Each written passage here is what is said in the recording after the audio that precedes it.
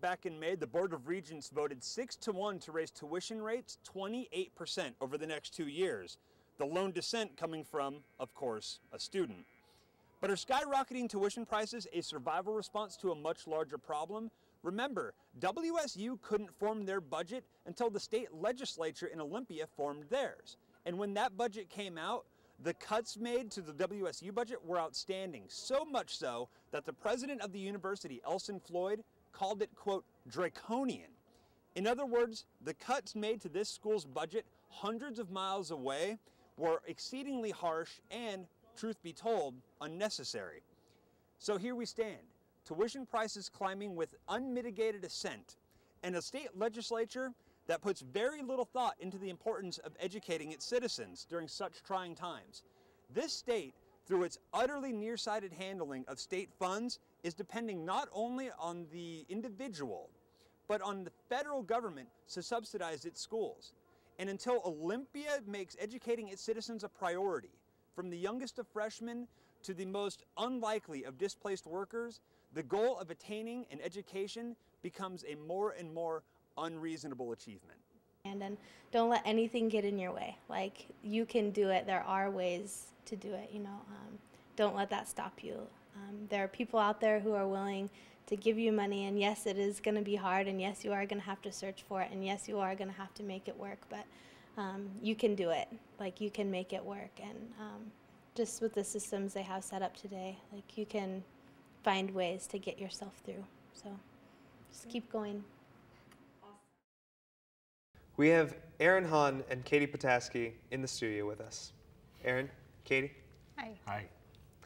So, what was it like talking to Bridget? What kind of a perspective did that give you?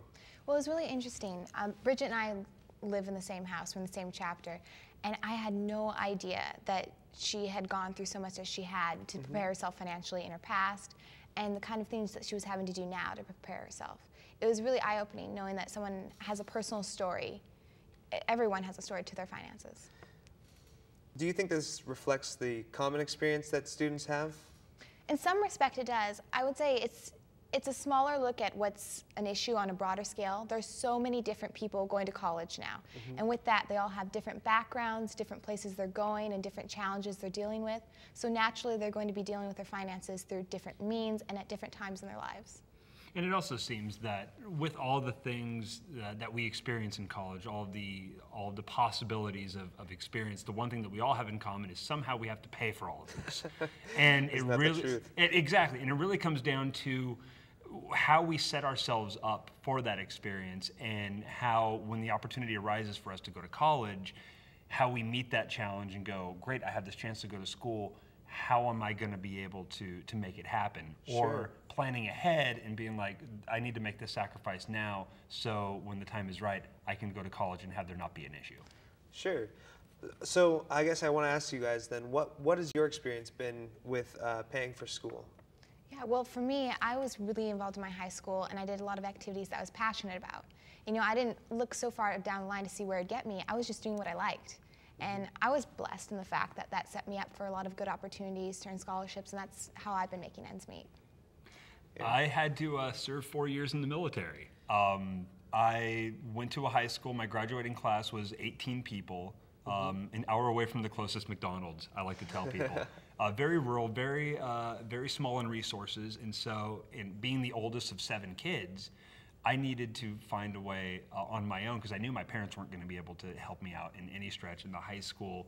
Very small, lack of resources, so I went into the military, and I knew that at some point I was going to want to go to school, and when I was ready, I had that resource available to me. So it's a matter of taking care of it now or taking care of it ahead of time, so when that opportunity arises, you're able to meet it and go to school uninhibited. Well, this has been very eye-opening. Thank you very much, Aaron, Katie. Thank you. Thank you. Good talking with you. Good talking with you too. Next, we're going on to the budget cuts, especially dealing with the theater department. Our correspondents will be Amanda and Peter. It was announced this summer by Washington State University administration that by 2011, the theater department will be completely gone. We decided to investigate exactly why the theater department was cut, with interviews from Ray Pritchard and Ben Gonzalez, faculty of the now defunct department, and Assistant Dean of the College of Liberal Arts, Paul Whitney. The purpose of these interviews was to help us hopefully understand the circumstances that surrounded the budget cuts, as well as the people who were most affected by them. Well, it was a big shock when it came about. Obviously, after this year, myself and other people in the department will not have a job. Okay, the College of Liberal Arts, the total reduction in our college was about $1.6 million. That's about 8% of our state-funded base budget. And because we'd had a series of cuts over the years, we were already reduced to really not much in the way of anything that you would call discretionary on state funds. So what that means is we were facing a $1.6 million budget cut when the college's budget was 99% personnel. So there's not any fat to cut out. It all affects people. In 2001, they attempted a budget cut, which would have shut down the theater program. Our students responded with the first rally on the mall, and the theater program was saved. In 2005, they presented a budget cut, which would have effectively shut down the program. Our students responded again with another rally, a much longer one, much more publicized one, and that budget cut didn't go through. And then this year, they finally succeeded in getting rid of us. We decided we had to make strategic, targeted cuts, and that was certainly consistent with what we were hearing from the university. They wanted the cuts to be strategic and targeted. So our approach was to try to take everything we could before you started affecting academic units. And so we took a number of cuts before we got to academic units to see how far we could go. They said that it cost too much for us to run our department, and when we added all the figures up, that didn't make sense to us because the huge budget cut, the overall budget cut was in the millions of dollars. Our portion of the budget cut that they're saving by cutting us is $450,000 a year, roughly. To get that $450,000, we have no idea how they came up with that number because all of our salaries combined doesn't make that much money.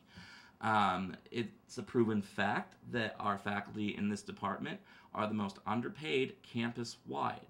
And so to cut this smallest program to really affect this huge budget, it doesn't make any sense. It was a hard call. Nobody wanted to cut theater.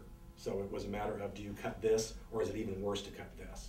And that's how theater and German and leadership and professional studies got into the mix. It was the lesser of evils. Just nothing made sense to the way they went about it. Everything was kept very secretive. The budget committees, the head of our theater department was never even asked to go to sit on this budget committee to give her 2 cents into what could happen. All of these decisions were made without talking to us. It was just one day they made the announcement, oh, by the way, you're going to be cut. Yeah, they gave us that month of, the discussion time, but that was a joke.